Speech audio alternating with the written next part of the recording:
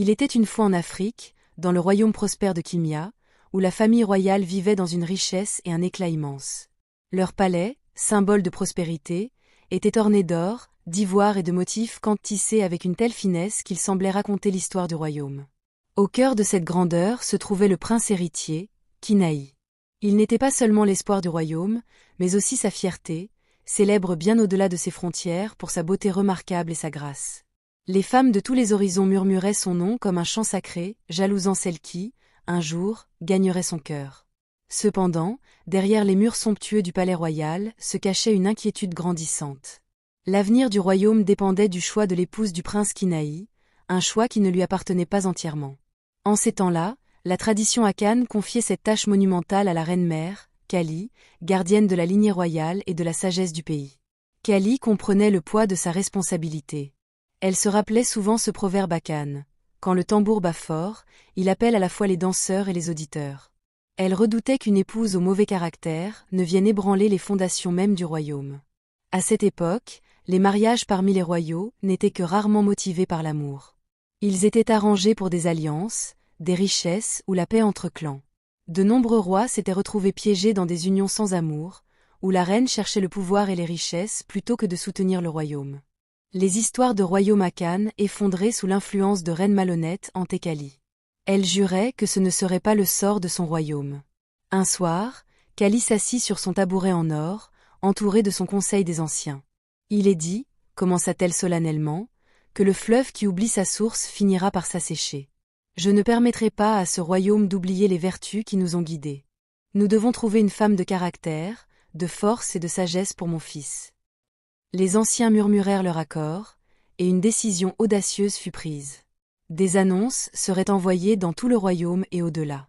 La famille royale organisait un grand concours de mariage pour trouver la future reine. Ce n'était pas un concours ordinaire.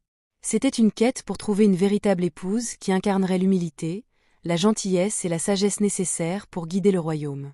L'annonce du concours royal dans le royaume de Kimia se propagea bien au-delà de ses frontières, éveillant excitation, ambition et espoir dans le cœur de nombreux habitants.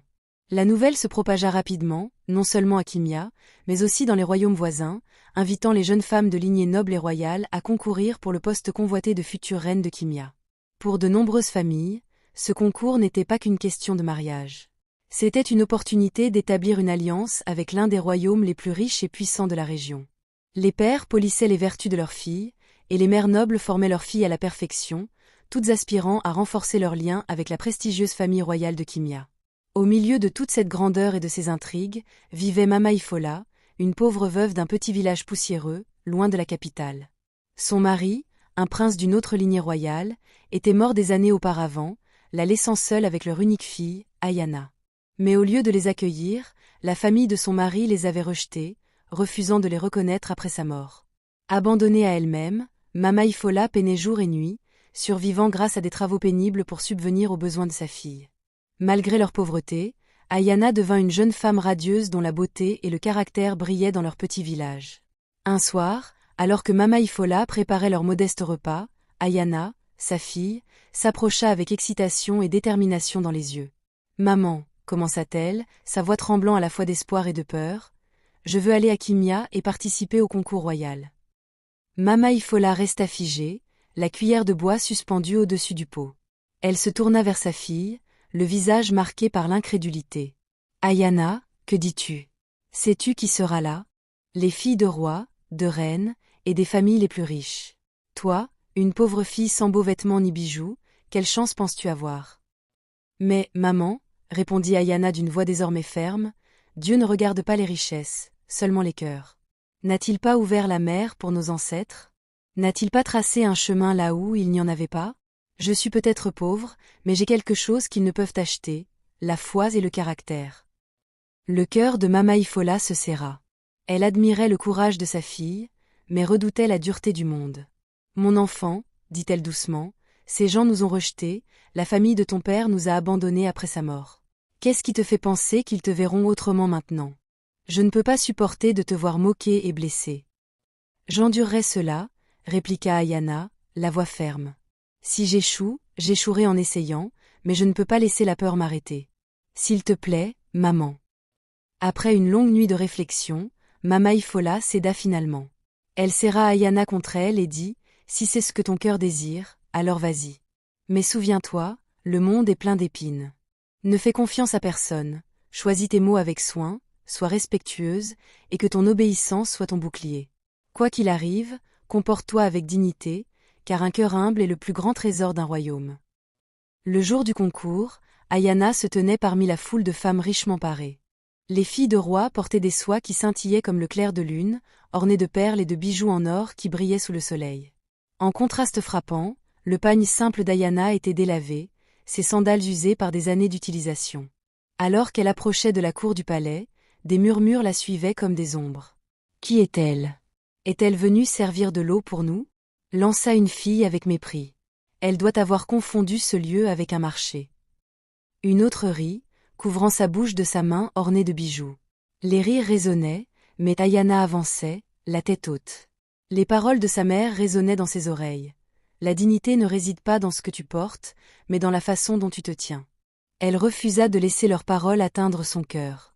Elle était venue pour un but précis, et rien ne pourrait la détourner de son chemin. Alors que les candidates se rassemblaient pour la première ronde des présentations, la reine Kali, déguisée en une simple vieille femme, observait les jeunes femmes avec attention. Son regard acéré remarqua la tenue simple d'Ayana, mais aussi la grâce avec laquelle elle se tenait. Contrairement aux autres, Ayana ne se vantait ni de son lignage ni de sa richesse. Lorsqu'on lui demanda de parler, elle déclara simplement « Je suis Ayana, fille de Mama Ifola. Je ne viens pas avec des richesses, mais avec un cœur prêt à servir. » La reine esquissa un léger sourire, réchauffé par l'humilité et la force tranquille d'Ayana. C'est souvent la petite marmite qui prépare la soupe la plus savoureuse, pensa-t-elle. Tandis que les autres candidates exhibaient leur beauté et leur opulence, Ayana restait humble, aidant les serviteurs du palais et parlant gentiment à tous ceux qu'elle rencontrait. Bien que les moqueries persistent, sa détermination ne faisait que grandir. Au fond d'elle, elle savait que Dieu avait vraiment ouvert une voie pour elle. Et au fil des jours, Ayana commença à prouver que la vraie beauté et le véritable caractère ne se trouvent pas dans la richesse ou l'apparence, mais dans la force tranquille d'un cœur noble. Le jour de la première sélection se leva sous un ciel éclatant, et la cour du palais fourmillait d'activités. Plus de 100 jeunes femmes venues de tous les coins de Kimia et des royaumes voisins s'étaient rassemblées, chacune vêtue de ses plus beaux atours. Leur objectif était simple mais monumental, devenir la reine choisie pour le prince Kinaï. L'air était chargé de tension et d'anticipation, tandis que les anciens et les femmes de la royauté se préparaient à évaluer les candidates. Parmi les juges se trouvait la reine Kali elle-même, toujours déguisée en une vieille femme ordinaire pour observer sans parti pris. De sa place dans la foule, la reine écoutait silencieusement les chuchotements et murmures des autres candidates. Beaucoup se moquaient d'Ayana, dont la tenue modeste la faisait ressortir maladroitement parmi les femmes richement parées. « Regardez-la » murmura une jeune fille, sa voix empreinte de mépris. Pense-t-elle vraiment que le prince choisira quelqu'un habillé comme une paysanne? Peut-être croit-elle que ses vêtements usés lui donneront l'air humble, ricana une autre, riant doucement. Mais l'humilité n'achète pas une couronne. Les oreilles affûtées de la reine captèrent chaque mot, et son cœur se serra pour Ayana. Elle se moque d'elle parce qu'elles ne comprennent pas, pensa-t-elle. Mais l'or véritable ne brille pas à l'air libre, il rayonne de l'intérieur. Elle réfléchit au nom d'Ayana, Ayana, qui en kimia signifie « personne ne sait ».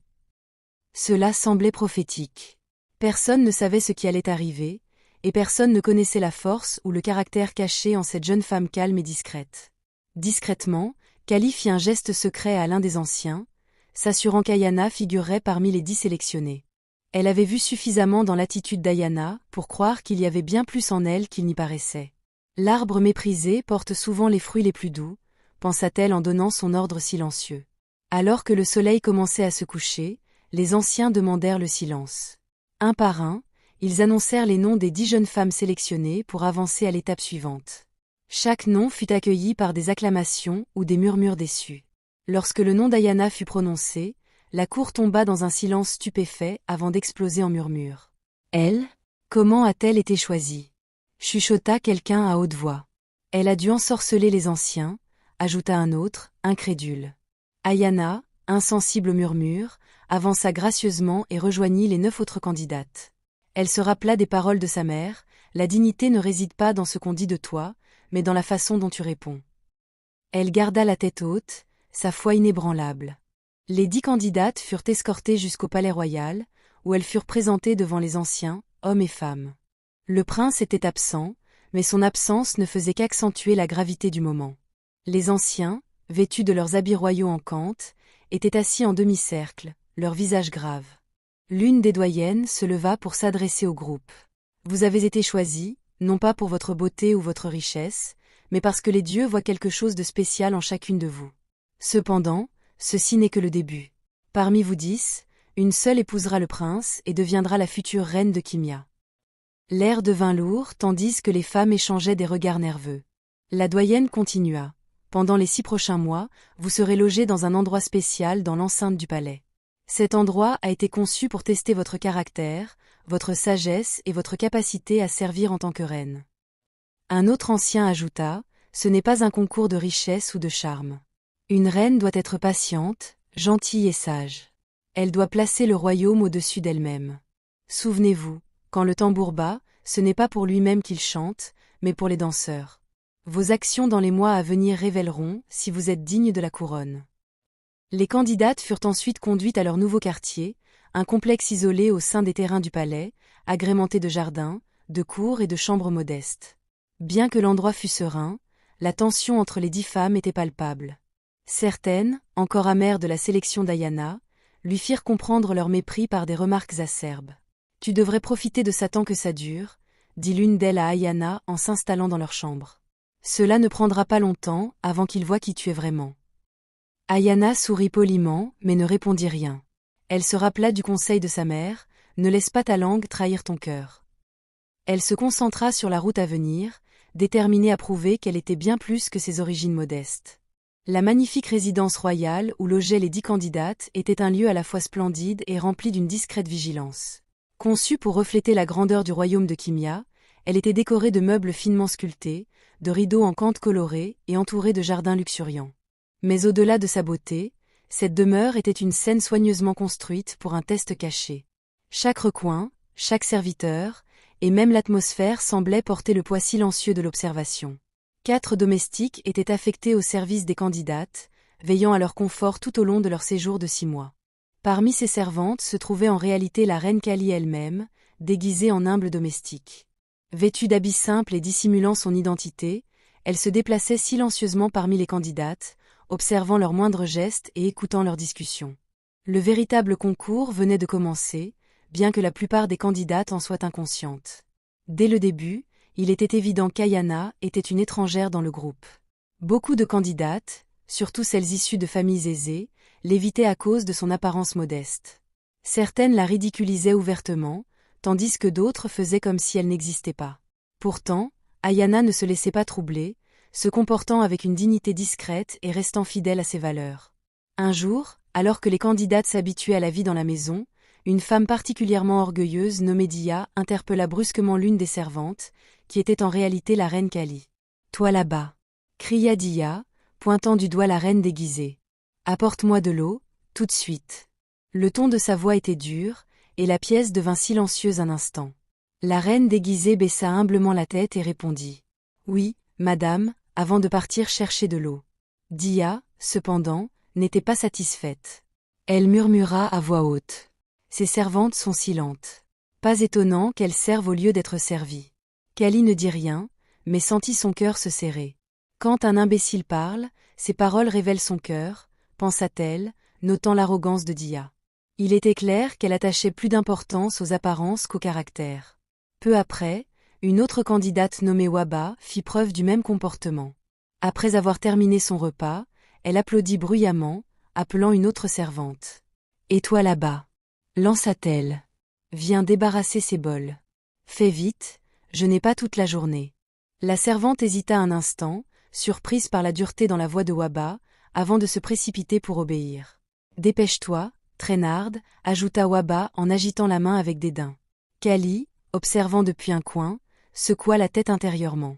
La vraie nature d'une personne se révèle quand elle pense que personne ne la regarde, pensa-t-elle.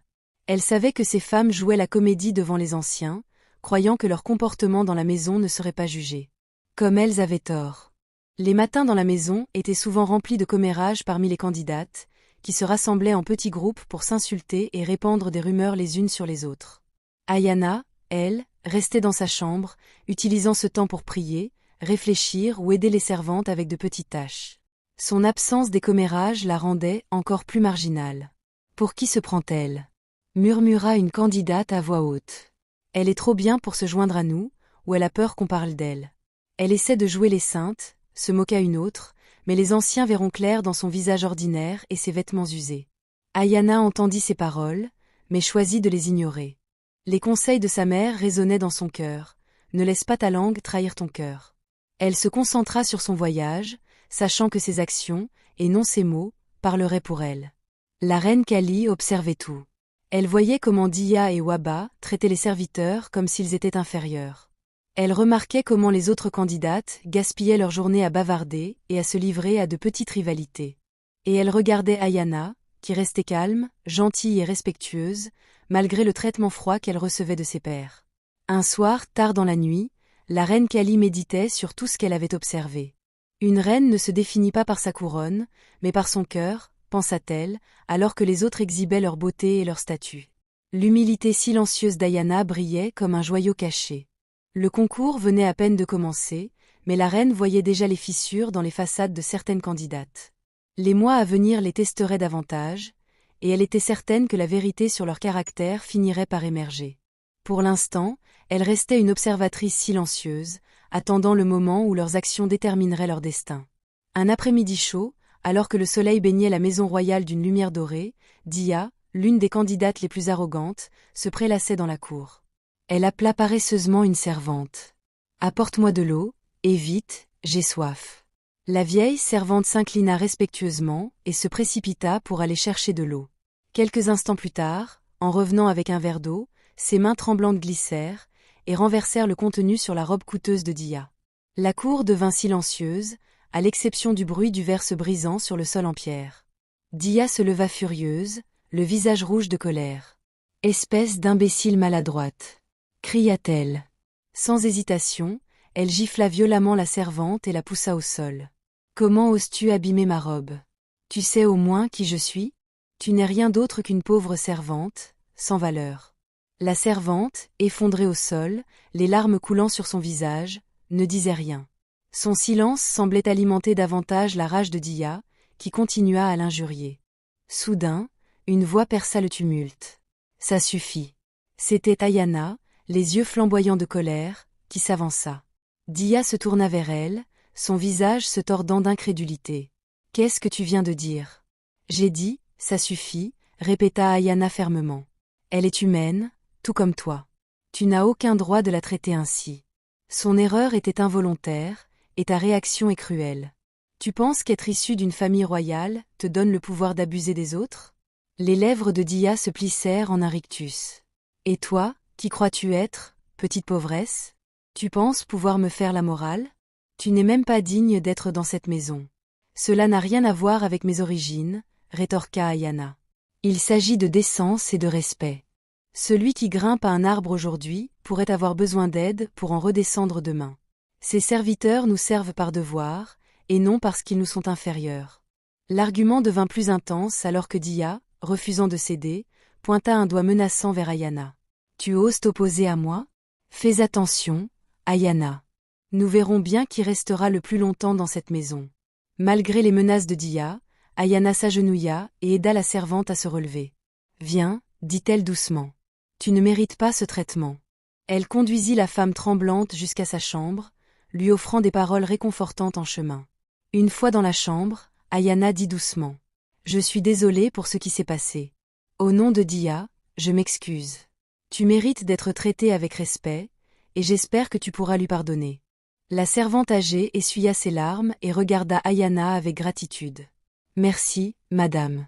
Votre gentillesse ne passera pas inaperçue. » Pendant ce temps, les autres participantes qui avaient observé l'incident se mirent à chuchoter entre elles. Les actions d'Ayana attirèrent leur attention, mais pas de la manière qu'elle espérait. « Elle agit comme si elle était meilleure que nous, » dit une participante avec amertume. « Tu as vu comment elle est intervenue? Elle essaie toujours de se donner l'air d'une sainte, » ajouta une autre. « Elle devient une menace, » déclara Dia, sa voix pleine de malveillance. « Si elle continue comme ça, les aînés pourraient commencer à la favoriser. Nous devons la remettre à sa place, conclut une autre. Le groupe de participantes, dont beaucoup venaient de puissantes familles royales, commença à comploter contre Ayana. Elles se considéraient supérieures, croyant que leur lignée leur donnait le droit de traiter les serviteurs comme elles l'entendaient. Pour elles, les serviteurs étaient de simples outils, indignes de dignité ou de respect. Leur plan était simple. Elles ostraciseraient Ayana, rendraient sa vie dans la maison misérable et chercheraient à saboter sa réputation. Elles croyaient qu'en la présentant comme une faiseuse de troubles, les aînés la rejetteraient du concours.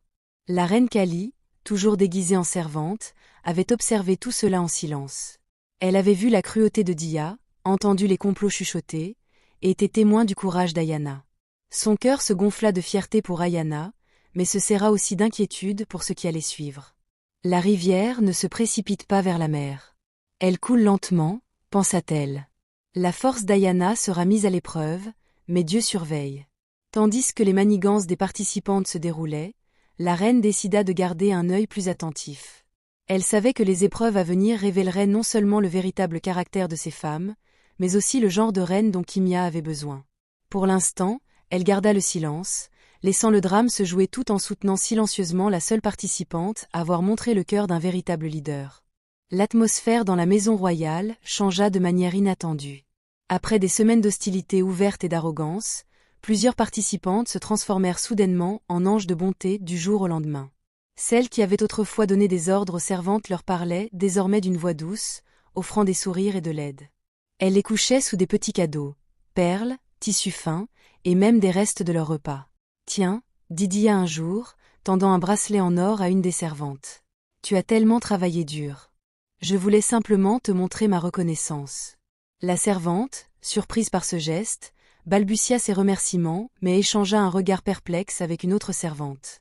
Ces femmes qui les avaient traitées comme de la poussière il y a à peine quelques jours agissaient maintenant comme si elles se souciaient profondément de leur bien-être. Ce changement soudain était à la fois confus et suspect. La reine Kali, toujours déguisée en servante, observa la transformation avec un mélange d'amusement et de préoccupation. Un crabe n'oublie pas comment ramper, pensa-t-elle. Elle savait que ces changements n'étaient pas sincères, mais des manœuvres calculées pour impressionner les aînés, qui arriveraient bientôt pour juger leur caractère. Ce qui surprenait encore plus Kali, c'était de voir comment certaines participantes étendaient leur nouvelle gentillesse à Ayana. Dia, qui s'était opposée à elle ouvertement, lui parlait maintenant avec une chaleur inhabituelle. « Ayana, dit Dia un matin, sa voix dégoulinant de fausse gaieté. Je dois admettre que tu es plus forte que je ne pensais. C'est vraiment admirable. J'espère que nous pourrons nous entendre. » Ayana, bien que méfiante, hocha la tête poliment. Elle avait aussi remarqué la soudaine amabilité des autres, mais ses instincts lui disaient de rester prudente. Elle se souvenait de l'avertissement de sa mère, ne fais pas confiance trop facilement, car tous les sourires ne viennent pas du cœur. Derrière les portes closes, les véritables intentions des participantes commencèrent à émerger. Un soir, Dia réunit quelques-unes des filles dans sa chambre. Le groupe comprenait Waba et deux autres participantes qui avaient exprimé leur dédain pour Ayana par le passé. Elles parlèrent à voix basse, leur visage sérieux. « Ce concours n'est pas une question d'amour, » commença Dia, sa voix tranchante. « Soyons honnêtes, aucune de nous ne se soucie de marier le prince. » « Exactement, » acquiesça Waba, s'affalant sur le lit. « C'est une question de pouvoir. Celle qui épouse le prince obtient le royaume et toute la richesse qui va avec.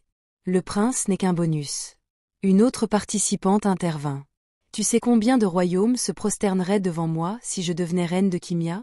L'influence de ma famille serait décuplée. Voilà pourquoi je suis ici, pas pour une romance de conte de fées. » Dia sourit. « Alors, nous sommes toutes sur la même longueur d'onde. Mais il y a un problème. Ayana, elle est trop bien. Les aînés pourraient tomber dans son piège d'humilité, ricana Waba. Elle n'est pas actrice, c'est juste qu'elle est, simple, plate et ennuyeuse, mais ça la rend dangereuse. Les gens comme elle sont faciles à manipuler, et les aînés adorent ce genre d'humilité. » Dia hocha la tête. « C'est pour ça qu'on doit l'éliminer. Pas directement. Bien sûr, nous ne sommes pas des imbéciles, mais il faut l'isoler. La faire se sentir indésirable, ou mieux encore, la faire trébucher. » Le groupe murmura son accord, leurs expressions froides et calculatrices. Pendant ce temps, la reine Kali continuait d'observer en silence, ses yeux acérés ne laissant rien échapper. Elle nota que les actes de gentillesse des participantes semblaient soigneusement répétés, et que leurs interactions avec Ayana étaient teintées d'insincérité. Le crocodile qui nage dans des eaux calmes n'est pas inoffensif. Il attend sa proie, pensa-t-elle. Elle savait que ce changement de comportement était une manœuvre désespérée pour gagner les faveurs des aînés. Un matin, alors qu'elle nettoyait dans la cour, elle surprit une conversation entre deux participantes. « Tu vois comment Dia est maintenant toute gentille avec les servantes ?» dit l'une d'elles en riant doucement. « Elle essaie tellement de faire comme si elle se souciait de nous, » répondit l'autre. « Nous faisons toutes ça, non ? On sait que les aînés vont nous juger, alors pourquoi ne pas jouer à ce jeu ? J'espère juste qu'ils ne verront pas à travers nous. » Kali soupira intérieurement. Le vrai concours n'est pas de convaincre les aînés, mais de révéler le caractère naturel des participantes. Tandis que certaines avaient commencé à faire semblant, Ayana continuait d'être elle-même, calme, respectueuse et gentille, sans aucune arrière-pensée. Dieu a une manière de faire monter les humbles, pensa-t-elle. Au fil des semaines, la tension dans la maison royale s'intensifia. Les tentatives des participantes de paraître angéliques ne faisaient qu'accentuer leur jalousie et leur ambition sous-jacente. Dia et ses alliés continuaient à comploter contre Ayana, déterminés à ternir sa réputation ou à l'éliminer du concours. Mais Ayana restait inébranlable. Sa foi et son éducation l'aidaient à surmonter les défis.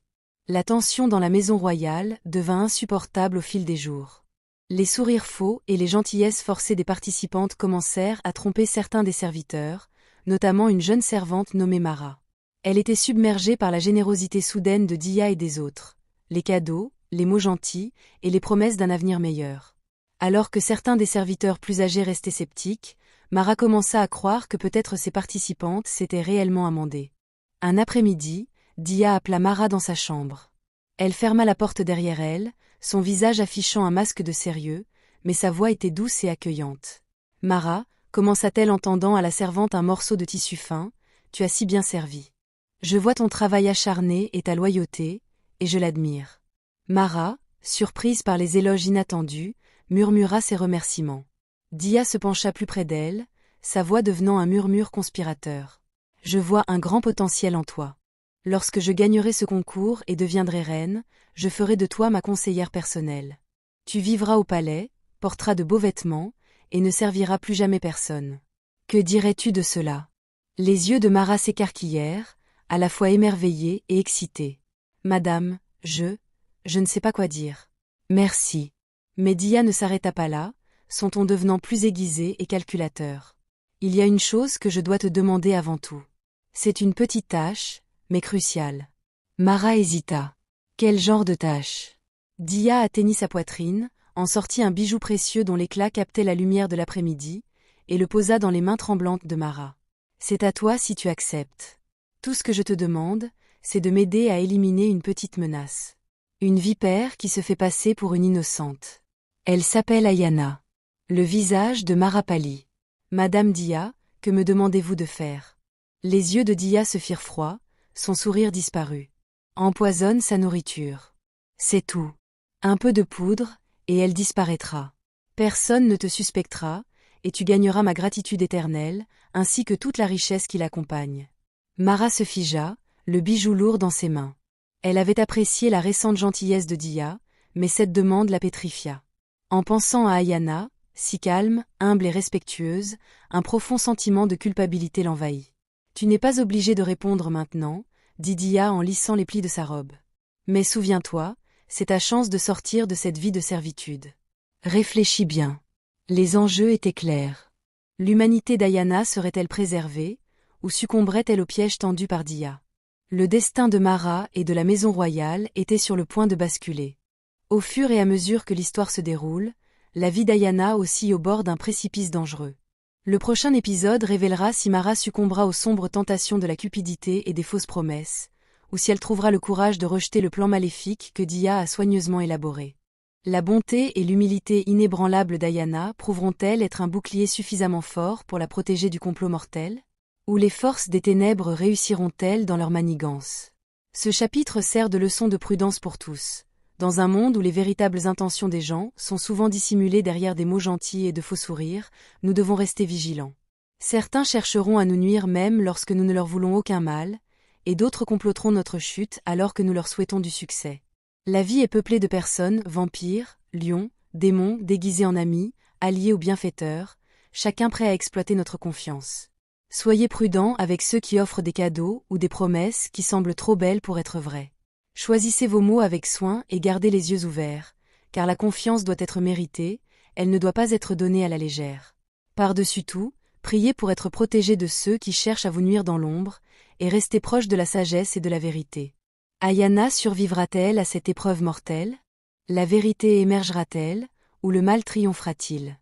Pour le savoir, restez à l'écoute pour le prochain épisode. N'oubliez pas de vous abonner pour plus d'histoires captivantes et stimulantes. Partagez d'où vous regardez dans les commentaires ci-dessous,